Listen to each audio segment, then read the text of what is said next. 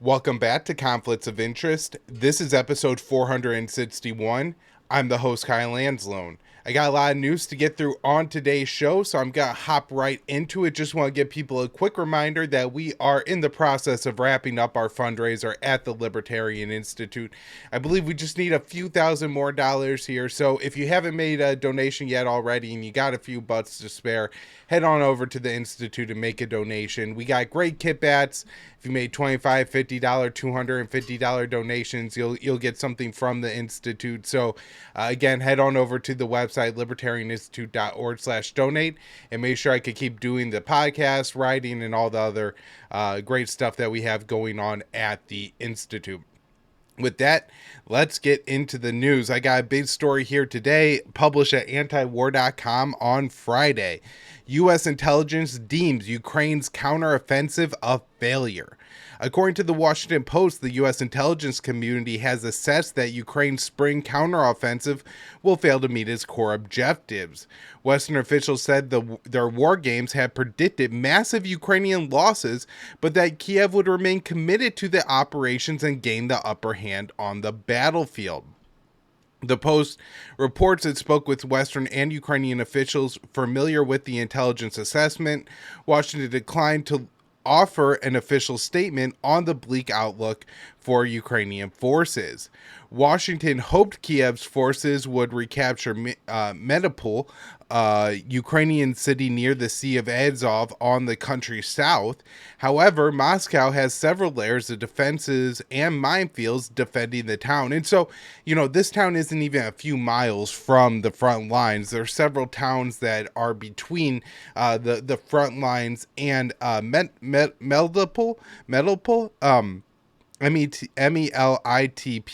is the name of the city. It is a different city than Mariupol, which is, I think, located far closer to the Sea of Azov. However, this city was considered a strategic necessary for Ukraine to capture because highways, rail lines, a lot of supply and transit lines that allow Russia to move equipment from Russia proper into southern Ukraine, or maybe even get supplies to the Crimean Peninsula without using the Kerch Bridge, can come through this route north of the Azov Sea.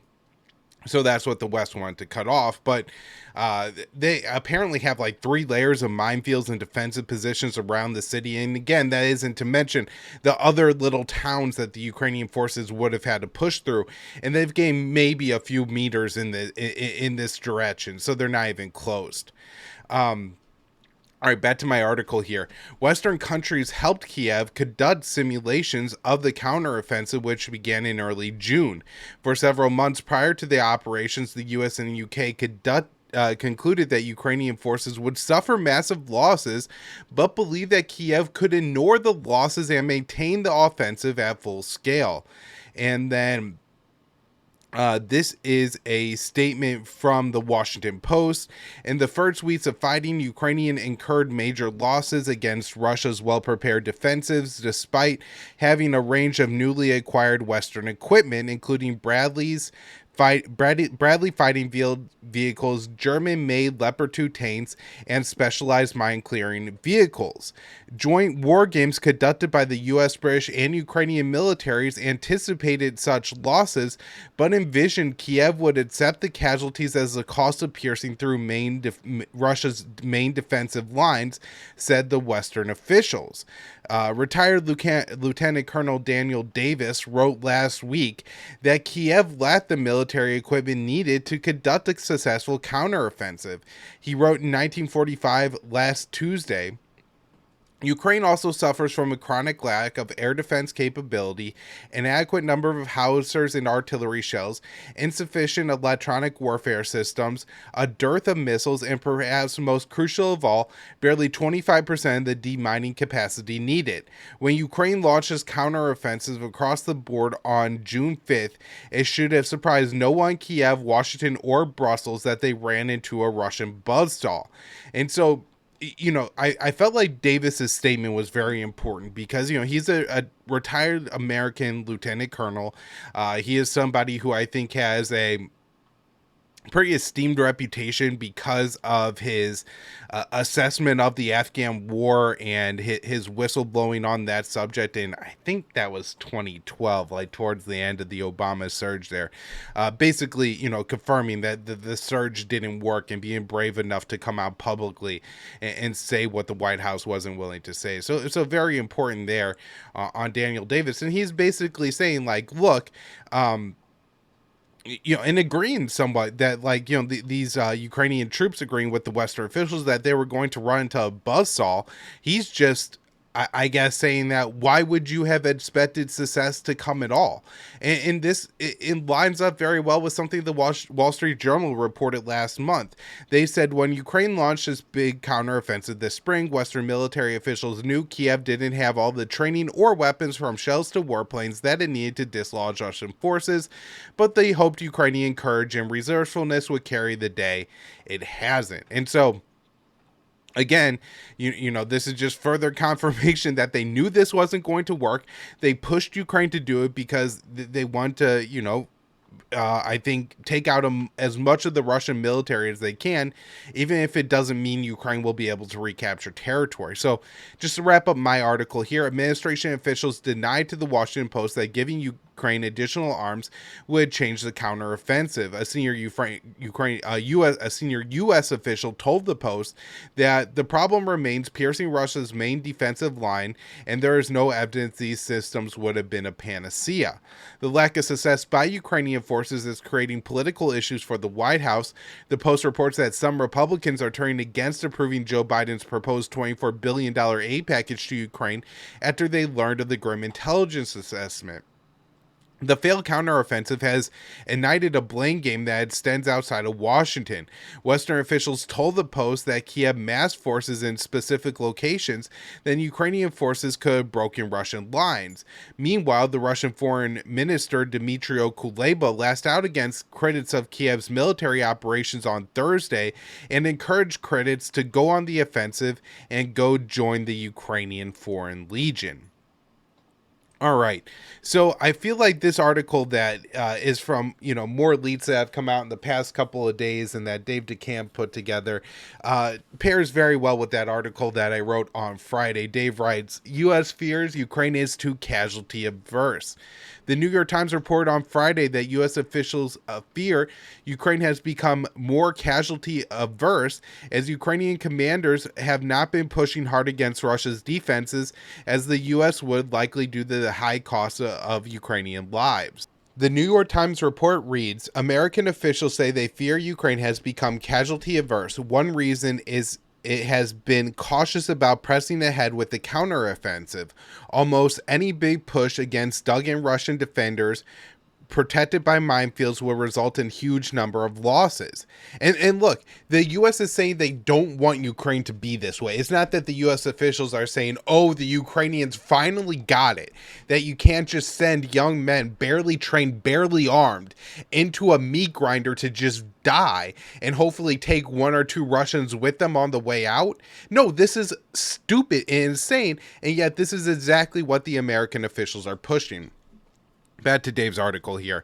In recent weeks, there have been multiple reports exposing the lack of concern on the U.S. and NATO side for Ukrainian lives. On Thursday, the Washington Post reported that U.S. and British war games ahead of Ukraine's counteroffensive anticipated high casualties, but envisioned Kiev accepting the casualties as a cost of piercing through Russia's main defensive line. While the U.S. is pressing Ukraine to push harder, Ukrainian officials say they are not properly armed to do so. And this is what a Ukrainian general told The Economist. We simply don't have the resources to do the frontal attacks that the West is imploring us to do. When Ukraine first launched its counteroffensive in June, Ukrainian forces did attempt a big push to break through Russian lines, but the result was disastrous. According to the Times, Ukraine lost 20% of all weaponry it deployed during the first 2 weeks of the counteroffensive. The exact human cost of the counteroffensive is unclear, as Ukraine has not been releasing any casualty figures.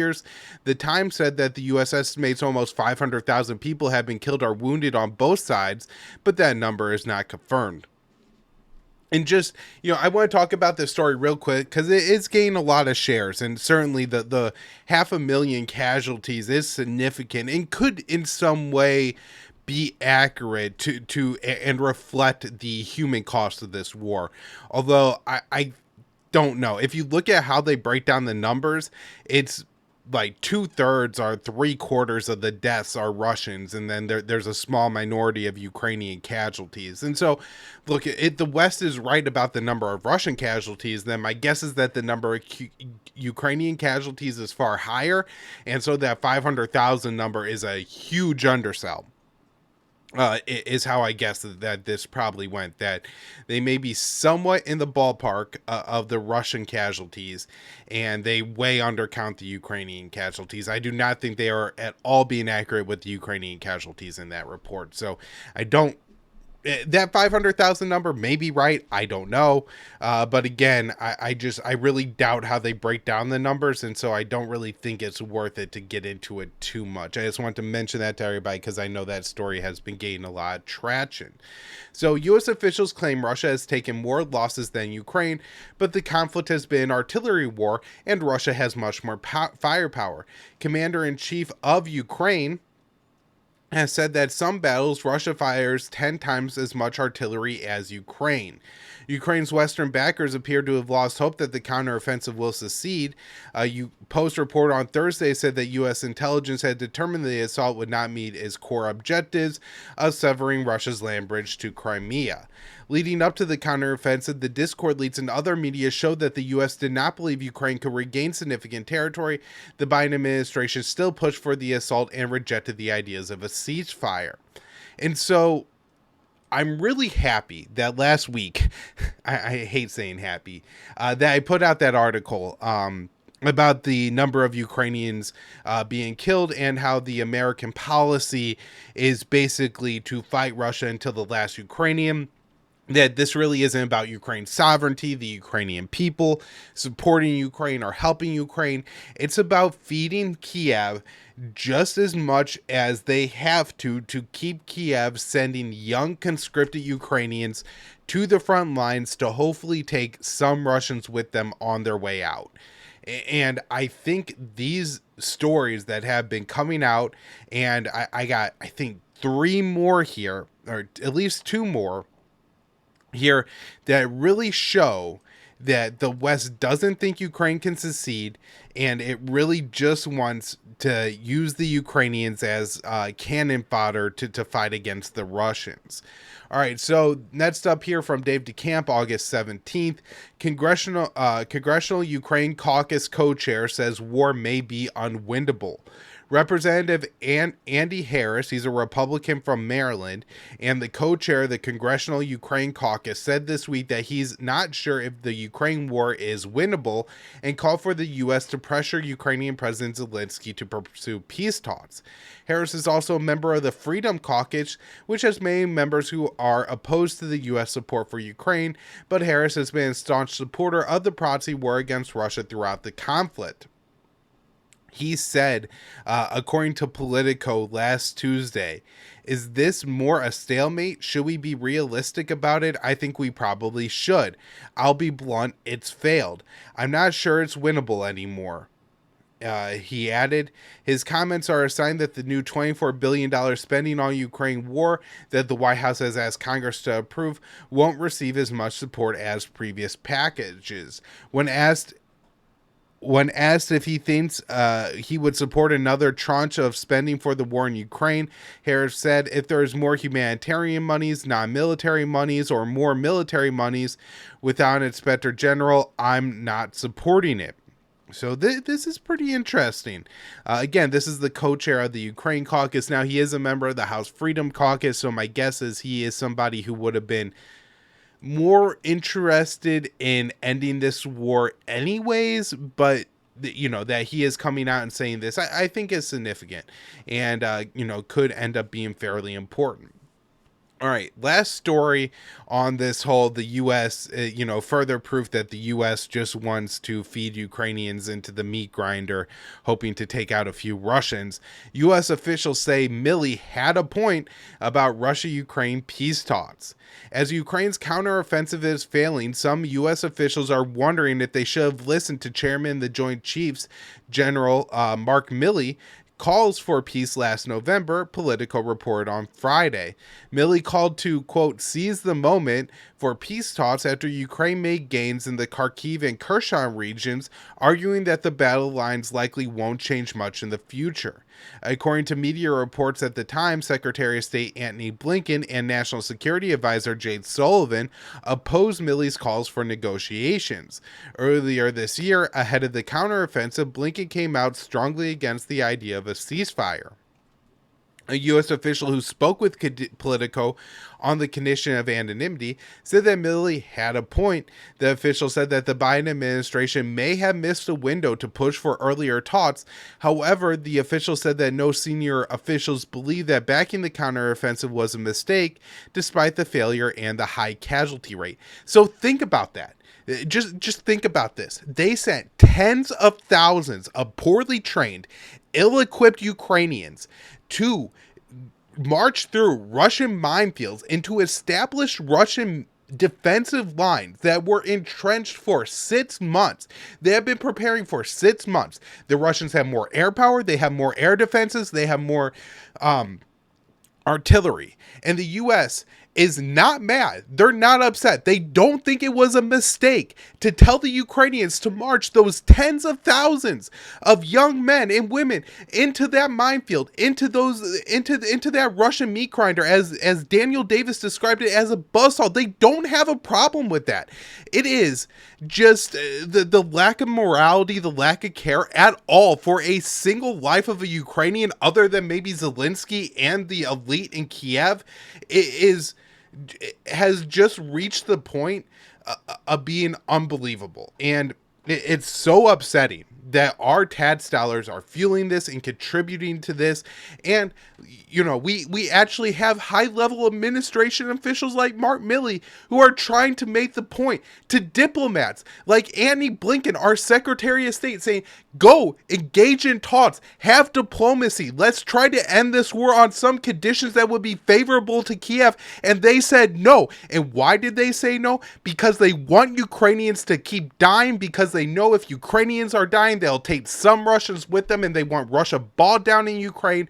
And just like they let the Russians, the Soviets, kill 2 million Afghans to try to hurt the Soviet Empire in Afghanistan in the 70s, they're willing to do the same thing to Ukrainians. They will let that country become destroyed. They will let that country become a safe haven, become a breeding ground for radicalism, Nazism, white nationalism. They do not care, because all they care about is harming Russia. These people are insane, and they control the American empire, the American government, America's foreign policy. They have a massive arsenal of thousands of nuclear weapons that they are sitting on, and they simply do not care about, you know, the lives of every other human on this planet, about the potential nuclear war, but specifically about the lives of the Ukrainian men, who they claim that this is all about, sending them to the front lines to die for absolutely nothing. It's just sick. It's so disgusting. Okay, so report: Ukrainian leadership is divided on stalling counteroffensive. So this is also from last week. You kind of understand that the Ukrainians don't really know what to do. Their benefactors that are keeping them in this war are trying to push them to send more men to the front line to die for absolutely nothing. And my guess is that, you know, there are officials in Ukraine who are saying, look, it's not worth it. And so this from Dave DeCamp, he's saying that, citing sources familiar with the discussions, the report from Newsweek said that officials within the presidential office want to consolidate Ukraine's small gains and prepare for a Russian offensive that is expected in the fall or winter. Officials within the military high command, including the chief of staff, want to keep pressing forward. On the military side, you have the chief of staff and others, but obviously he's in command, who want to keep pushing. There are some questions on the political side about whether that makes the most sense right now, or does it make sense to consolidate where possible in some areas, or relieve pressure on supply lines and stockpiles. And so that really doesn't make sense to me, because it would seem to be more of a military tactic to consolidate gains and set up defenses for the coming Russian counteroffensive, relieve pressure on stockpiles and supply lines. And it would be a political decision to keep pushing. So very interesting here, especially because the Ukrainian chief of staff has been one of the, I don't want to say more vocal opponents of the counteroffensive, but has certainly been one of the most vocal critics of Ukraine's Western benefactors for not supplying Kiev with enough for this counteroffensive.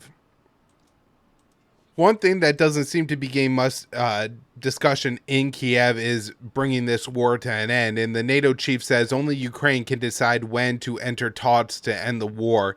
And this is just consistent with the NATO position. I think there has been some talk amongst the West probably that maybe it is time to push Kiev into talks with this failed counteroffensive. And this is just Jens Stoltenberg, the NATO Secretary General, basically saying that official policy is still continued to support Kiev for as long as it takes. Now, they would also say, with everything Kiev needs, which simply isn't true because they made Kiev do this counteroffensive without air power, and that air power is long coming. So we do have some news on the F-16s headed to Ukraine. The U.S. approved the first shipment of Lockheed Martin-made F-16s from the Netherlands and Denmark to Ukraine as soon as the first batch of Ukrainian pilots complete training, which won't happen until next year. A U.S. official told Reuters that on Thursday, that Secretary of State Antony Blinken provided the approval in a letter to the Danish and Dutch officials. I am writing to express the United States' full support for both the transfer of F-16 fighter aircraft to Ukraine and for the training of Ukrainian pilots by qualified F-16 instructors. Blinken added that the approval will allow Ukraine to take full advantage of its new capabilities as soon as the first set of pilots complete their training. Now, Zelensky's saying, we're getting 40-something F-16s, which maybe they are, but they're only training 6 pilots, and they're not going to be ready until next summer. So this is, I mean, the whole situation is still baffling because as much as the West wants Ukraine to continue to push forward, continue to wage the counteroffensive, they seem to be doing everything they can to say, Ukraine, we're going to give you advanced tanks, advanced planes, and all these other benefits, but then to take as long as possible delivering them to Ukraine. You think if they want Ukraine to really win the war, they would be rushing the training rather than sending these pilots through 4 months of English classes before allowing them to start combat training. All right. Next up is an article I wrote for the Institute on August 20th. Moscow warns great danger of Ukraine conflict is Russia-NATO nuclear conflict. So this is the Russian Foreign Minister Lavrov, and he said Moscow's nuclear deterrent is necessary because of NATO's proxy war in Ukraine. The diplomat said the dread conflict between NATO and Moscow would lead to a nuclear war. In an interview with the International Affairs Journal, Lavrov explained, Russia's nuclear deterrence policy is strictly defensive. It's aimed at guaranteed protection of the country's sovereignty and territorial integrity and prevention of aggression against Russia and its allies. The developments in and around Ukraine have confirmed that our concerns are well grounded. Let me remind you that NATO has grossly violated the principle of indivisibility and security and is focusing on a strategic defeat of Russia. He went on to slam NATO for potentially provoking a nuclear conflict by supporting Kiev. A great danger in the context of the Ukraine conflict is linked with the fact that the United States and NATO countries, the Russian, while gearing up for confrontation, run the risk of becoming involved in a direct armed clash between nuclear powers. We think this course of events can and must be prevented. Washington and its Western allies have undermined potential peace talks between Kiev and Moscow. NATO countries have transferred tens of billions of dollars in weapons to Kiev and trained tens of thousands of Ukrainian troops. The Biden White House asserts its policy is to defend the international world order and Ukrainian sovereignty. However, American officials have admitted their goal is to weaken Russia and have strong-armed Kiev into launching military operations with little chances of success. By pushing the Zelensky administration to choose war over diplomacy, Washington likely caused Kiev to have to cede more territory to Moscow in order to end the war. So, Just, interesting that Lavrov is discussing Russia's nuclear policy and linking it to the war in Ukraine. We also have Lukashenko, who is the Belarusian president, warning that Belarus will use nukes if attacked. And of course, Belarus recently received and is now hosting some of Russia's nuclear weapons. So Lukashenko threatened to use nuclear weapons deployed to his country by Moscow if aggression is launched against us. This comes as neighboring NATO states had deployed thousands of troops near the Belarusian border amid heightened tensions between Minsk and Warsaw. During an interview with the state-run media outlet, Lukashenko appeared to admonish the Washington-led alliance of the massive risk escalation would entail. If aggression against our country is launched from the side of Poland, Lithuania, or Latvia, we will immediately respond with everything we have, and the strikes will be unacceptable. He warned, NATO stands behind Poland, Lithuania, and Latvia. We currently understand that the forces are incomparable, but we will deliver an unacceptable strike against them, and they will receive unacceptable harm, damage. It is what our security concept is based on. We will bring nuclear weapons here in order to scare someone, he explained. Yes, nuclear weapons represent a strong deterrence factor, but these are tactical nuclear weapons, not strategic ones. This is why we will use them immediately once aggression is launched against us. And I've talked about this buildup between Poland and Belarus on the show a little bit. I have said several times that even if, in Minsk and in Warsaw, there is thoughts that maybe a conflict could break out, my guess is that the benefactors of Minsk and Warsaw in Brussels and in Moscow will constrain essentially their proxies here. They don't want a direct war to lead to a nuclear conflict. And so my guess is that NATO will prevent Poland from invading Belarus, and likewise Putin will prevent Lukashenko. However, things can always go awry, and so that's why you don't want to have a military buildup between two neighbors. It is also interesting that, he talks about the Poland, Latvia, Lithuania, but doesn't mention Ukraine, and I do wonder if this is because even Lukashenko is kind of acknowledging that Belarus is somewhat involved in the war in Ukraine, and so if shells or things come over the Ukrainian border, they would respond differently. All right, let's just talk about some quick news about China here. China launches war games around Taiwan after Taiwanese vice president visits the U.S. Pretty predictable here. This is from Day to Camp on August 20th. On Saturday, China's People Liberation Army, the PLA, launched an extensive air and sea drills around Taiwan after Taiwanese vice president returned from a trip that included stops in the United States. The frontrunner for Taiwan's 2024 presidential election and the current vice president visited New York on his way to Paraguay, one of the few countries that have formal diplomatic relations with Taipei. On his way back, he stopped in California and returned to Taiwan on Friday. The vice president's stops in the U.S. were relatively low-key, as he did not meet with any high-level U.S. officials. China warned it would take measures in response as tensions are soaring between the U.S. and China over Taiwan. The PLA's Eastern Theater Command said the drills involved jointly seizing maritime and airspace control, submarine search, and anti-submarine operations in the waters and airspace to the north and southwest of the Taiwan island.